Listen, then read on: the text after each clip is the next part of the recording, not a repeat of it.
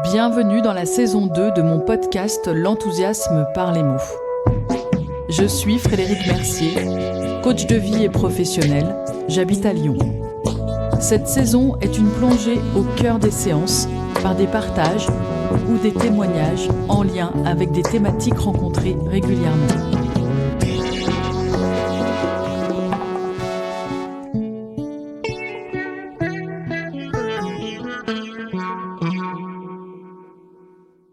Dans cet épisode, j'affectionne de vous parler du pouvoir du silence.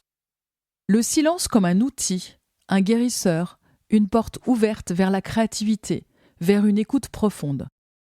Je n'ai pas toujours personnellement aimé le silence, voire j'avais une vraie appréhension face à des moments sans bruit, sans parole.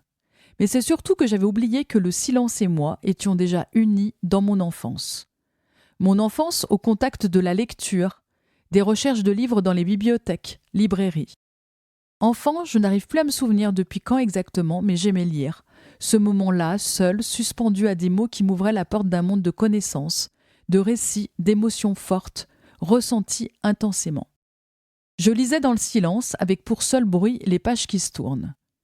Puis je ne sais pas vraiment comment, insidieusement, j'ai rajouté de la musique, la télévision, les séries, pour accompagner mes moments de lecture, comme une impossibilité de faire une seule chose à la fois. Est-ce que c'est venu de moi, de l'évolution de nos connexions, des pensées et questionnements sans réponse que l'on souhaite arrêter, ou bien de la perte d'insouciance qui me permettait de me connecter totalement à mes lectures? Mais c'est revenu.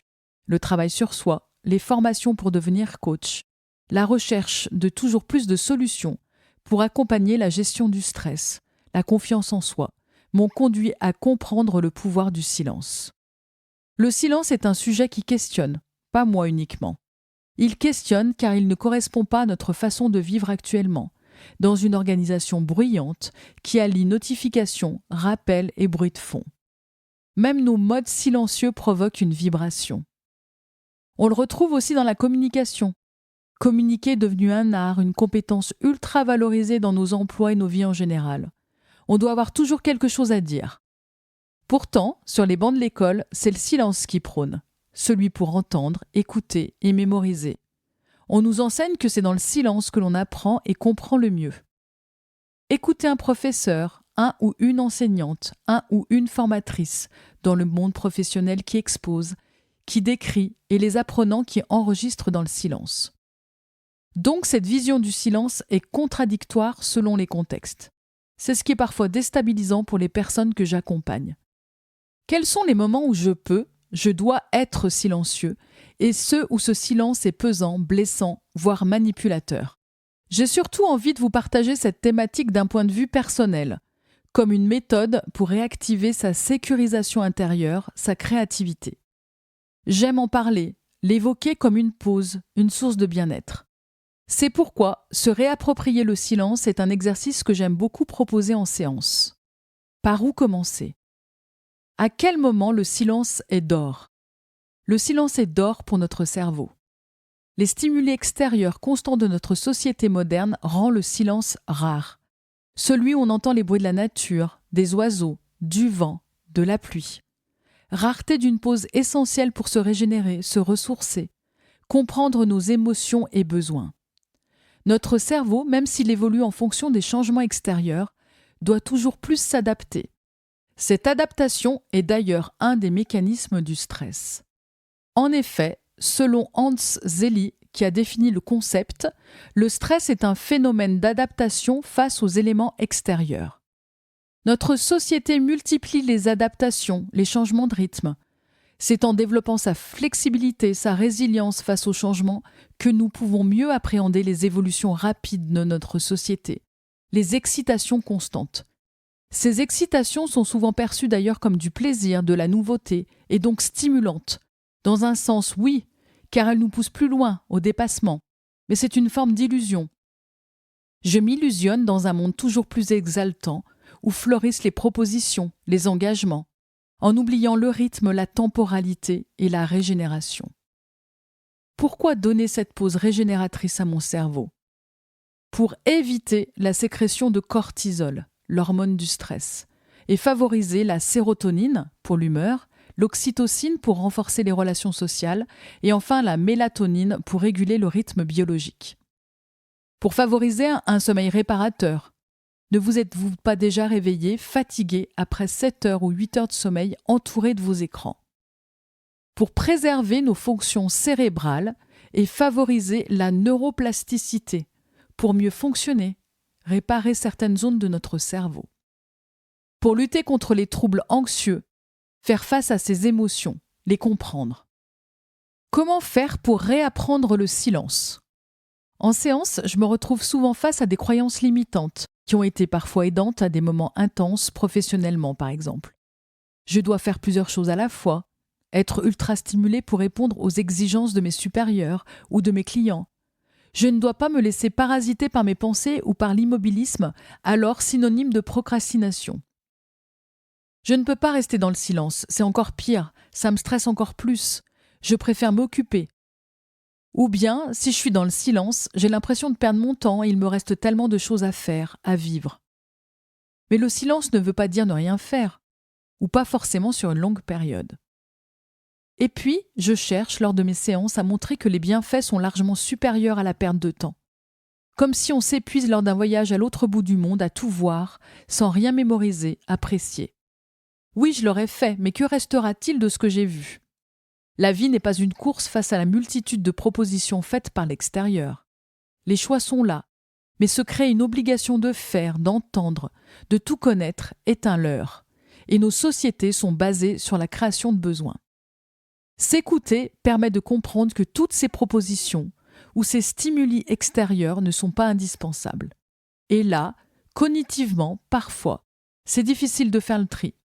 Je suis biaisée en permanence par mes peurs, être has-been, mes angoisses, que va-t-il m'arriver, que pensent les autres de moi? Mes stimulations par le plaisir, je recherche à l'extérieur une forme d'extase. Notre cerveau étant uniquement là pour nous permettre de survivre et d'être intégré dans le système dans lequel nous vivons. Le silence permet de calmer ces besoins de récompense, de reconnaissance.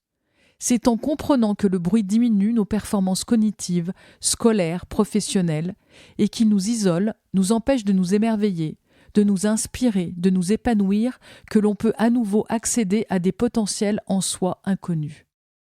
Cela favorise notre confiance en nous pousse à aller plus loin et enfin, c'est ce qu'il me paraît le plus important, nous permet d'accéder à notre intuition, qui est un accélérateur de prise de décision, de compréhension et de créativité. J'ai eu la chance de suivre un stage pour développer mon intuition avec Isabelle Fontaine, auteure et conférencière, qui nous a expliqué que l'intuition arrive bien souvent dans le silence. Souvent la nuit, sous la douche, ou bien lors d'une méditation. On dit que l'intuition parle tout bas, et il faut du silence pour l'entendre. Concrètement, qu'est-ce que je propose à mes bénéficiaires? Après les avoir longuement questionnés sur le rôle du bruit ou des stimulations dans leur vie quotidienne, je cherche à flexibiliser leurs croyances face au silence. Je propose d'établir un plan d'action concret pour remettre le silence dans leur quotidien. En étant à l'écoute de leurs émotions, baisser l'intensité de l'émotion en imaginant un bouton du son qui se baisse. Se laisser traverser, comprendre, puis transformer. Nos émotions nous indiquent de quoi nous avons réellement besoin.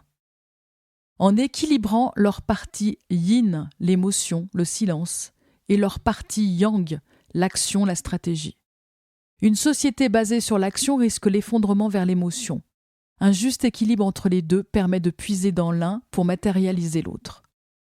En se levant tôt ou se couchant plus tard pour profiter du calme de la nuit ou du matin, cela leur permettra de commencer ou de terminer la journée dans la sérénité, sans être dérangés par les bruits extérieurs ou intérieurs. Ils pourront en profiter pour méditer, lire, écrire, ou simplement contempler le ciel étoilé ou le lever du soleil. Se promener dans la nature ou dans un parc et écouter les sons apaisants de la faune et de la flore. Ils pourront se reconnecter à la création, à la respiration, à sentir les parfums des plantes, de voir les couleurs des fleurs, des feuilles, des fruits. Ils pourront profiter pour marcher, courir, faire du vélo ou simplement s'asseoir sur un banc, sur l'herbe ou au bord de l'eau. Si cela est possible tous les jours, un moment dans la semaine. Se réfugier dans un lieu propice au silence, comme une bibliothèque, une église, un musée, un spa, une chambre insonorisée. Une solution pour s'isoler du bruit ambiant, se plonger dans un univers calme, propice à la réflexion, à la culture, à la détente. En profiter pour lire, étudier, apprendre, admirer, se reposer, se relaxer, se ressourcer. Se créer un espace de silence chez soi en éteignant les appareils électroniques, en fermant les fenêtres, en portant des bouchons d'oreilles, en utilisant un casque réduction de bruit. Se protéger des bruits parasites permettra de se concentrer sur soi-même, sur ses sensations, émotions, sur ses pensées. Cultiver le silence intérieur en faisant le vide dans son esprit, en se concentrant sur le moment présent, en se détachant de ses pensées, de ses émotions, de ses jugements, de ses attentes, afin de se libérer du mental, de l'ego, du passé, du futur, du superflu, du négatif. Mais aussi, lors des échanges, rester silencieux, silencieuse pour écouter, pour réfléchir, pour intégrer les paroles de l'autre tout en gardant sa fraîcheur et sa spontanéité. Récemment, j'ai aussi proposé le silence dans le cadre de l'accompagnement d'une femme manager face à son angoisse d'invisibilité. Être invisible professionnellement devient alors un danger. Répondre à cette angoisse par le silence comme une présence en prise de parole, une forme de magnétisme.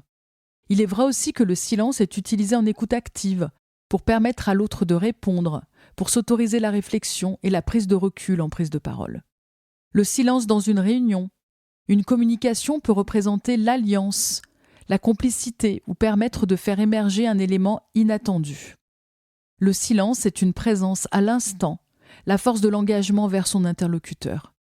J'ai proposé alors à ma bénéficiaire de tester, de prendre le temps du silence, pour plus d'aisance et de connexion avec elle, ses ressentis, pour éviter que les blessures de rejet, d'injustice prennent le dessus, pour éviter les jeux psychologiques qui entraînent justification et émotions fortes. Le silence est aussi un moyen de communication.